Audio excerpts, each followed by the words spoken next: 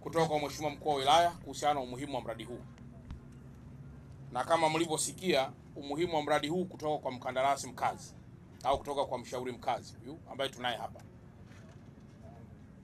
Huu mradi ni mkubwa sana. Wala usiangalie kwa pesa iliyopo, angalia kwa impact. Hii barabara ndio lango kuu kabisa la kuconnect Dar es Salaam na mikoa yote, hasa mikoa hii inayoenda mikoa hii ya Nyanda za Juu Kusini na hii mikoa mingine ya kuelekea Arusha, kuelekea Tanga, kuelekea wapi. Kwa hiyo ni barabara kubwa sana. Na ukiangalia kwa population na ukiangalia kwa wingi wa magari, barabara hii ina wingi mkubwa sana wa magari yanayokwenda mikoani. Sasa kilichofanyika, Mheshimiwa Rais wa Jamhuri ya Muungano wa Tanzania, mtakumbuka kwamba baada ya malalamiko kutokea, baada hii njia kuwa imepanuliwa kutoka hapa mpaka pale Ubungo, bado ilikuwa haijapanuliwa. Kwa hiyo zimetafutwa fedha zaidi ya bilioni 80 ili ziweze kuja kwenye mradi huu mkubwa wa barabara. Na sisi tuko hapa kuiwakilisha tu Wizara ya Ujenzi chini ya ndugu yetu Abdalla Ulega. Ameshatoa maelekezo mara kadhaa kwa mainjinia hawa kwamba wafanye kazi haraka. Na sisi sasa hivi Dar es Salaam tuna encourage watu wafanye kazi masaa 24. Haiwezekani kutoka pale Ubungo mpaka hapa utumie masaa 4. Hiyo itakuwa sio ufanisi wa kazi. Kwa hiyo naomba TANROADS pamoja na mainjinia pamoja na mshauri uliopo mfahamu umuhimu wa barabara hii. Na kama mtadelay, lazima tutasukumana sana. Hii ni barabara muhimu kuliko yoyote. Na ndugu zangu muelewe kwamba leo tuko kwenye phase 4 ya BRT. Phase 1 ilikuwa ni hii barabara hii hapa mnayoiona kwenda mpaka kule Gerezani, kwenda mpaka kule Moroko. Ilikuwa phase 1. Phase 2 ni hii inayokwenda Kilwa Road ambayo inakwenda mpaka kule Mbagala, iliyojengwa kwa bilioni 217 na ikiwa na kilomita 20.3. Phase 3 ni hii inayokwenda mpaka airport ambayo inajengwa kwa kilomita 23 kwa bilioni 231. Awamu ya 4 au phase 4 ni hii unayoiona inatoka kule mjini, tuseme ile Hoio, inakuja moja kwa moja mpaka Moroko, Mwenge, Samno Juma inakuja mpaka huku, inakwenda mpaka kule Tegeta. Lakini ina loti 3. Ina loti ya kwanza inayoishia Mwenge, loti ya pili inayokwenda mpaka kule Basiaya Bunju, lakini na loti ya 3 pia ambayo inashughulika na masuala haya ya parking za haya magari na kila kitu. Kwa hiyo tuna loti 3. Na sasa tunataka tena kuingia kwenye phase 5 ambayo itakuwa ni Mandela Road mpaka kule kwenye ile daraja la Kigamboni. Lakini na baadhi ya barabara vidogo kama ambavyo baadhi pia phase zimekuwa pia na hizi barabara ndogo. Ndani yake tunafahamu kuna malalamiko makubwa sana ya mtoa huduma mabasi. Na jana nilikuwa naangalia mahali watu wako kwenye basi linavuja, wanalalamika, wameshika na miavuli kwenye basi. Nilikuwa naona kwenye clip moja inatembea. Naomba nisisitize kitu kimoja, ndugu zangu wa Tanzania, kwamba huu mradi wa BRT ni miongoni mwa miradi mipya hapa nchini. Na ndio maana haujaenda kwenye jiji jingine lolote, bado uko kwenye pilot ya mkoa wa Dar es Salaam. Uendeshaji wa mara ya kwanza umeprove baadhi ya changamoto nyingi.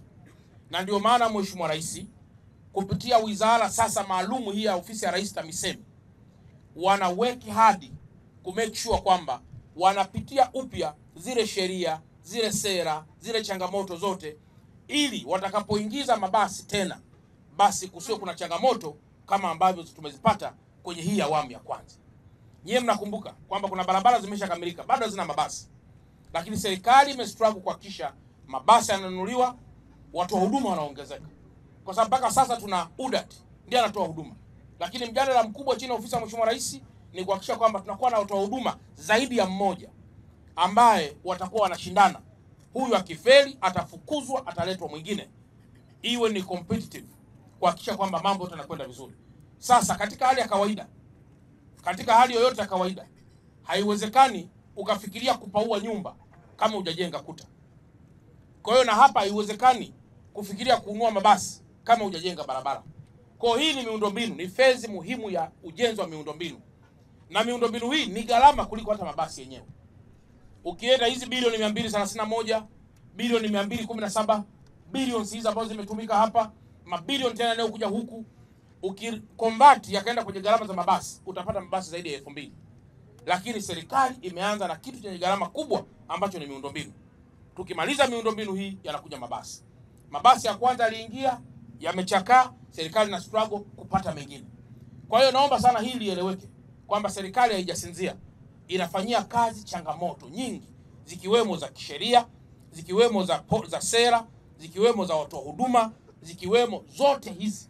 Ofisi ya Rais TAMISEMI is working ili kuhakikisha kwamba mambo yote yanakuwa solved. Na tutakapokuja kwenye awamu ya pili ya uingizaji wa mabasi, changamoto nina uhakika za kiteknolojia, za kisheria, za kisera, za kimanagement zitakuwa ziko angalau managed kuliko zilivyokuwa sasa. Ugeni wa kwanza umetufikisha hapa, na zile zote tulizojifunza zitabadilika na kuwa opportunity ya kuendesha mradi wetu vizuri. Nafikiri Tanzania mnanielewa vizuri. Kwa hiyo eleweni hili na kwamba Mheshimiwa Rais anafanyia kazi. Na moja ya jambo ambalo linamnyima usingizi kwa muda mrefu ni miradi hii ambayo hatuja perform vizuri, lakini naamini kabisa kwamba amewekeza kiasi cha kutosha kupitia ofisi pia Mheshimiwa Rais TAMISEMI ili mambo yote yaweze kwenda vizuri.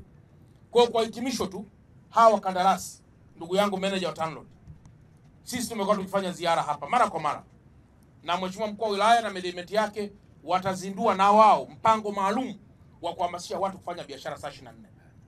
Mimi ni kuombe manager wa TANROADS, kwa kuwa uko hapa, angalieni hizi reserves tulizonazo, na katika nyakati hizi ambazo hao kandarasi wapo, angalieni eneo ambalo linakuwa ni zuri, mnalisembua vizuri, mnaweka taa vizuri, mnaweka miundombinu, mnalipua taa hapo, panakuwa ni masaa 24.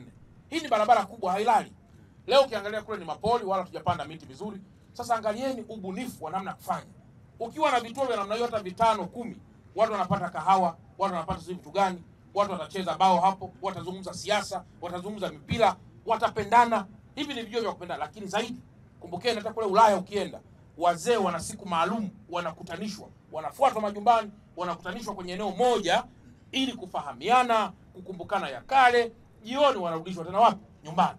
Kwa kutengeneza centers pia hizi za wazee kukutana. Leo watu wanakutana sehemu za hovyo, wanazungumza mambo ya hovyo. Ni kwa sababu hatujaandaa maeneo mazuri kuzungumza mambo mazuri. Serikali hoye. Kwa hiyo kwa kuwa kandarasi wapo, moja ya kitu wanachotakiwa kufanya ni kutusaidia. Mkuu wa wilaya yupo, ata identify baadhi ya maeneo, pitisha greda, shindilia, weka taa, ita vijana, piga biashara hapa. Askari wetu wachache wanakuwa hapo kulinda amani yetu na kupeleka knowledge kwa wenyewe wailinde amani yao wenyewe. Kwa sababu askari peke yake hawezi kulinda amani. Tunachokifanya ni kupeleka taarifa, knowledge kwa watu wawe mashahidi, lakini wawe wao wenyewe wawe mabalozi sahihi wa amani ya Tanzania. Nadhani mmenielewa ndugu zangu. Kwa hiyo fanyeni kazi. Kandarasi, jifunze Kiswahili. Sawa? Jifunze Swahili kama learn Swahili. Yes, learn. Fine? Fine. Yes. Sio mambo ya You are working with our fellow Tanzanians, so you must be part and parcel of our culture. Yes. You see? Yes, and the Swahili language is a language of knowledge. If you want to transfer your knowledge, you need exactly to know how to speak, how to utter, and how to articulate some voice or some sounds of Swahili language. Mister, we want to learn because you know China and Tanzania are very good friends. And also we do project here. We not only do project, we learn from you, you learn from us. Yes. We be friends and we learn your language. Yes. We help each other. And my wife is a Chinese. So, so you will shemeji. Yes. Shemeji.